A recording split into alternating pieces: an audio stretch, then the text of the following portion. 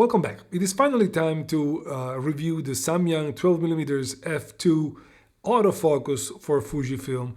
And if you haven't had the chance to have a look at my first impression video, go have a look at it here or there. I'll never remember that because I already touched on some areas of this lens in that video. So let me tell you from the beginning, I had high expectation for this lens because its form factor, its weight, its focal length, its maximum aperture would make it for me a perfect landscape and vlogging lens for a lightweight setup. So I wanted it to succeed to make it fit my my needs.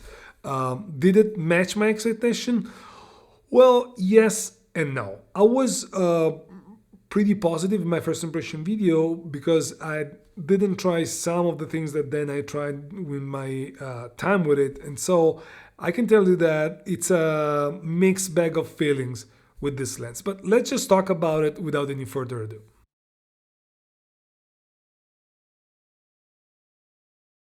So starting with build quality, the build quality of this lens is decent. I mean, it's mainly plastic. It's got a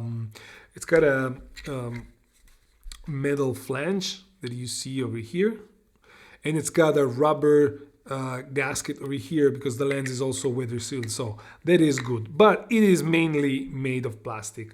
The hood is plastic as well. Let me show you. Oh well, okay, the hood is plastic as well, and there's one thing that I hate, it doesn't fit backwards. You can only fit it in its, let's just say, shooting condition.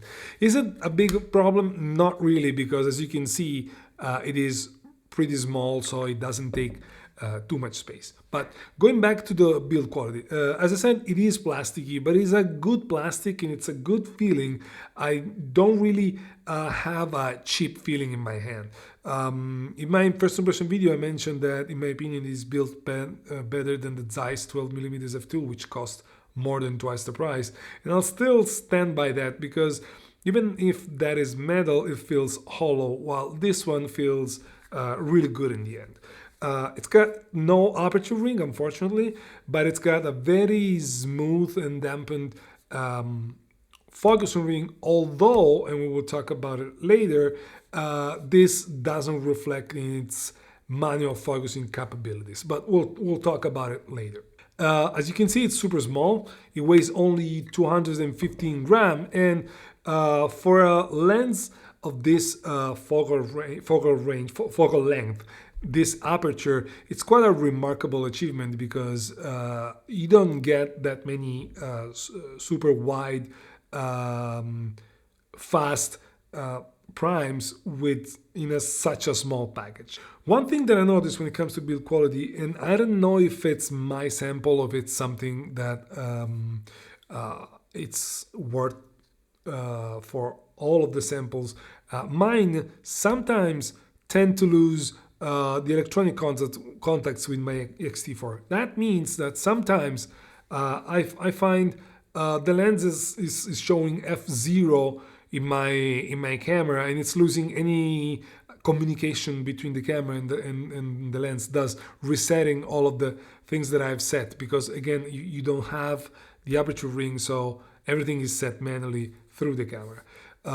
It didn't happen to me when I was testing the XS10, which is the camera that I use the most when I was testing this in my first impressions, but it has happened quite a few times on my X-T4, and it's quite annoying. So I felt I had to report it because I would lie if I didn't tell you that.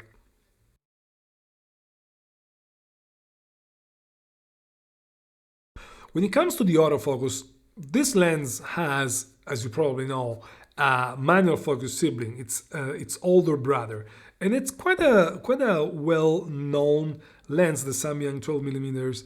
It's a manual focus lens. It's built metal, and it's very praised among APS-C shooters.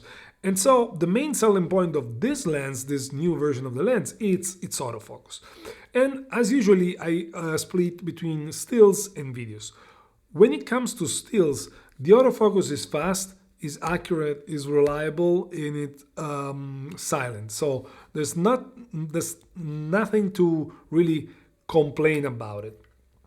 Now, there's one thing though that bothers me, and I already mentioned that, I guess, in my first impression video, which is the lens doesn't communicate the right focusing distance to the lens. What that means is that you think you're focusing at infinity, and you see in your like distance scale in the camera, you see that the lens is showing you 1.5 meters, 3 meters, something like that. So especially at the beginning, when you don't necessarily trust the lens, you start wondering whether the lens is focusing right or not. Let me tell you that when you're relying on autofocus, the lens is focusing right. So if your focusing point is at infinity, even if the camera is showing you 3 meters, it is actually focused at infinity. So the picture is going to come up sharp anyways. However, this becomes a huge issue when you're manual focusing. And it's not just that. So when you're manual focusing, at least myself, I tend to rely a lot on the indication on the camera together with the focus peaking.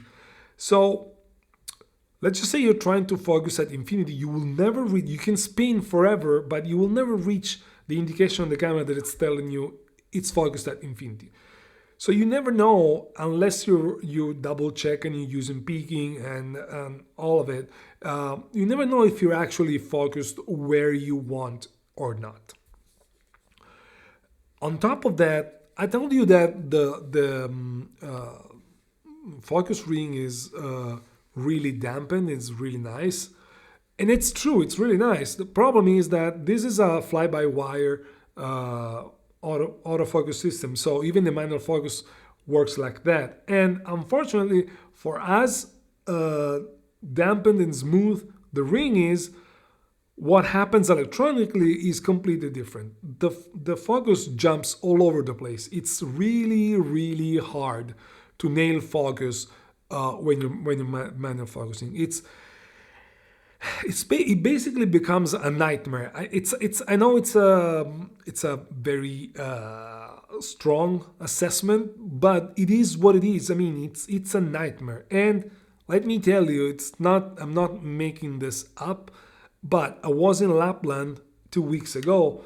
I was shooting the Northern Lights. Well, I had to switch to its manual focus sibling to get to focus for the Northern Lights because I wasn't able to focus with this lens at infinity in the night where the peaking doesn't necessarily work to help you understanding whether you're focused or not. So this is important to mention because if you're mainly a manual focus shooter, this lens is not for you. You're better off keeping or buying the old one because, as you also will see in the next section, the image quality doesn't differ a lot. Actually, it's pretty similar. So you're definitely better off buying the manual focus version.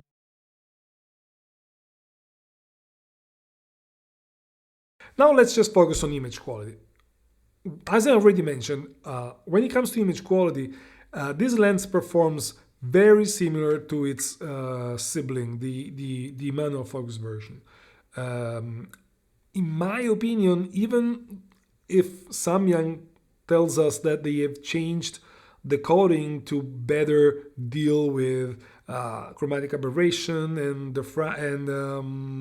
ghosting and all of that, you will barely notice the difference between one lens and the other. So if you already have the manual focus version, you know what you're gonna buy. The image quality is pretty much the same. Anyways, that being said, you can take great pictures with this lens, and I want to show you a few that I took in Lapland mainly, but also somewhere else.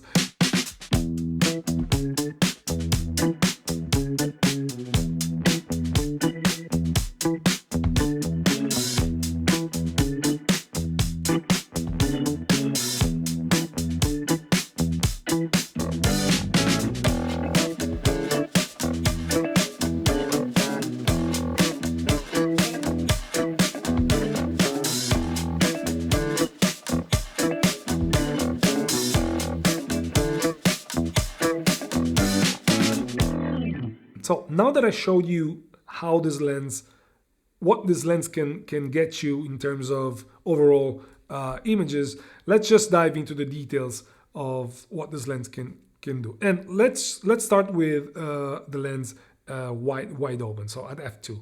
When the lens is set at f2, you definitely have already a very good center of the frame. It is already sharp, but the more you go towards the edges, the more you start seeing a lot of vignetting and a lot of degradation of the image towards the edges. It needs to be f5.6, f8 to be decent at the corners. And I also tested against field curvature because I thought maybe the corners gets worse because of the field curvature effect, but there's no field curvature effect. The corners are bad at f2 regardless of where you set the focus point. So that's part of the image quality that you will get. As you stop down f2.8, the center gets better and the edges starts getting way better, and this keeps going at f4, f5.6, where between f5.6 and f8 you get the most out of the image quality of this lens. Vignetting never goes away even if it gets better as you stop down, and it never goes away even at f8, f11. It is minimal, but it's still there. At f11 is the closest aperture that I would use unless you're looking for specific things such as the sun stars, or you need super extended depth of field, because then at f16 diffraction starts to creep in, even though the image is still usable, and at f22 the image is almost unusable. The sun stars are really good. When you stop down to f16, you can definitely see a good looking sun star. And when you're shooting on the opposite, wide open, the bokeh is not bad. I mean, it's nothing to write home about, but it's not bad and it's usable. And together with its minimum focusing distance, which is 20 centimeters, you can get pretty creative shots. However, when it comes to chromatic aberration, the lens unfortunately shows a lot of them, especially in the corners. Whenever you have a strong contrast, let's just say usually it's the branches of a tree, and towards the edges, regardless of the aperture, regardless of anything you do, you are going to get a lot of chromatic aberration. The purple fringing is really visible. Sometimes it gets purple, sometimes it gets green. It's not very well controlled, and you cannot honestly remove it in post. It's almost impossible. I tried, but it's almost impossible. So keep that in mind. On the other hand, when it comes to flare and ghosting, the lens performs pretty nice. In some occasions, yes, you can see some ghosting and some flare, but in general, the lens keeps its contrast at a high level regardless of where the sun is. And this is not bad for such a wide angle lens and a wide aperture lens. So in this regard, it's a good lens. I already mentioned that it focuses as close as 20 centimeters, and even if it's focused at its minimum focusing distance, the sharpness remains comparable to that of other focusing distances, and the lens is usable. It's not one of those that when you get super close, they get blurry. I'm thinking like the 23 millimeters f2, it's a perfect example of that. And one last thing, there's a barrel distortion which is visible, and it's but it's not too bad. I also think that this lens doesn't have incorporated correction. It is what you see is what you get, which we'll see when we talk about video. It's something that really helps in video.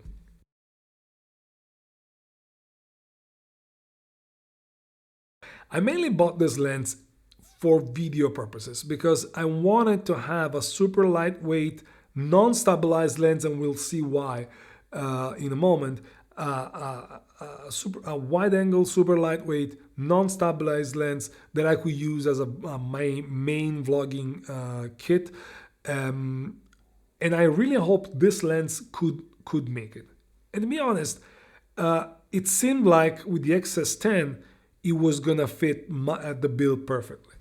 However, I have now mixed feelings because when I got past my first impression video and I started using it with my X-T4, the situation dramatically changed. I don't know what it is, and it may be connected to the fact that I reported before, which is the fact that sometimes it loses the electronic connection with the camera. But with the XS10, it seemed like the autofocus, the continuous autofocus was sticky and it would do its job. It seemed also that the transition of the focus were nice and smooth, and it also worked perfectly with the stabilization of the camera.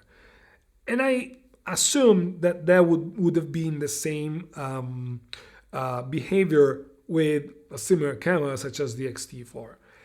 Unfortunately, regardless of the setting for the autofocus of the IBIS or whatever, regardless of all of that, the autofocus started to jump all over the place when I was using the continuous AF. With face tracking, it would go all over the place. You're seeing a part of the footage right now, and you understand that footage like that is not usable.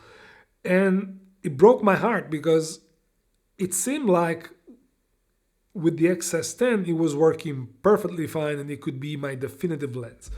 However, with the X-T4, it completely changed its behavior. Even the transition of focus, regardless of the setting of the autofocus, were super jumpy.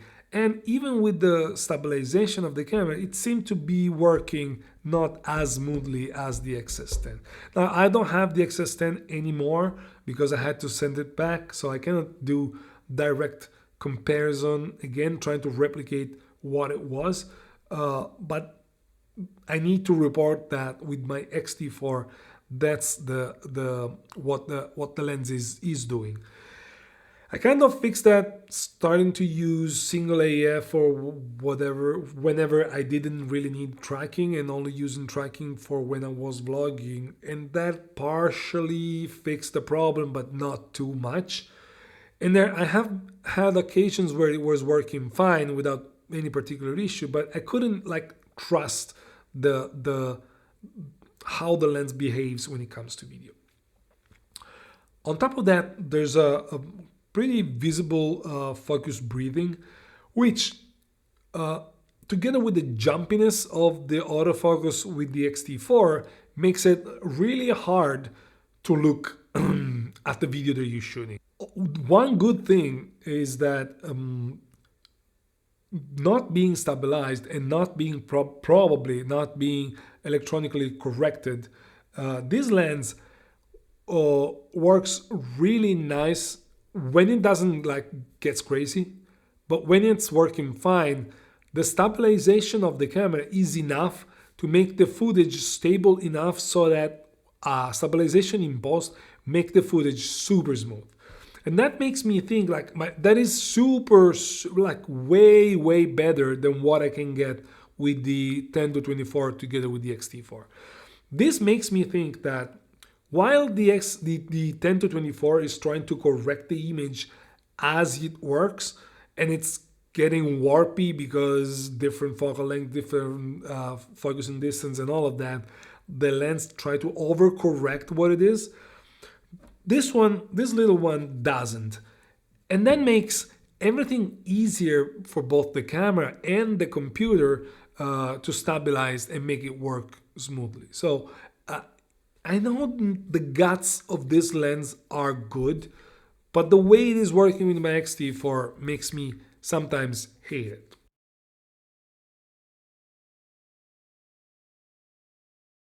So in conclusion, as you probably guessed, I cannot recommend this lens just yet.